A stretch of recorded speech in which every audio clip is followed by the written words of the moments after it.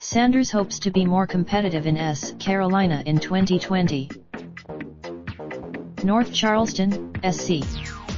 South Carolina. The Vermont senator has spent months working to deepen his ties with the black community in South Carolina, where minority voters make up the majority of the Democratic primary electorate.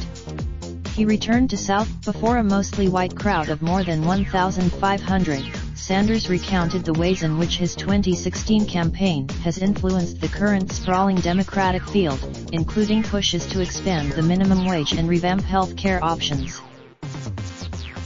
Well, many of the themes Sanders hit on Thursday night, such as tuition-free higher education and reducing the influence of corporations in politics, echoed his campaign in 2016, when his loss in South Carolina to Hillary Clinton blunted the momentum he generated in the opening primary contests and exposed his weakness with black voters. Rather than skips, senior advisor Jeff Weaver told reporters this week that Sanders will be in South Carolina much more frequently than during his first campaign and is putting together a much. Some of that work has been done by Our Revolution, the organizing offshoot of Sanders' 2016 campaign. But some of Sanders' top South Carolina staffers from 2016 aren't rejoining his team, including Creasdale Spain, Sanders' 2016 political outreach director for South Carolina, who is now working for senior Cory Booker's press. Sanders has been open about his challenges in the critical southern state.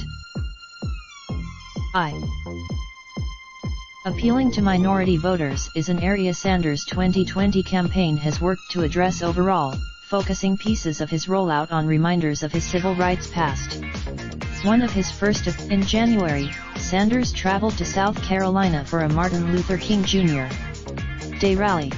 On Thursday, Sanders said his campaign will address issues pertinent to minority communities and combat what he called institutional weather.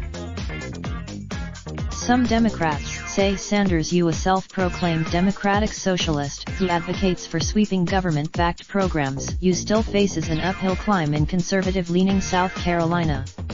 Boyd Brown.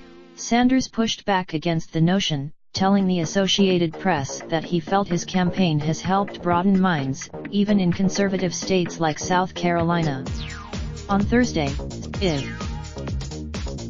Associated Press writers Christina L. Myers in Columbia, SC, and Juana Summers in Washington contributed to this report. Meg Kinnard can be reached at http://twitter.com/meganardov. Raindrop, drip, drop top smoking, no cooking the hot pot. Fucking on your bitch, yeah, that. Looking up, open the park pot.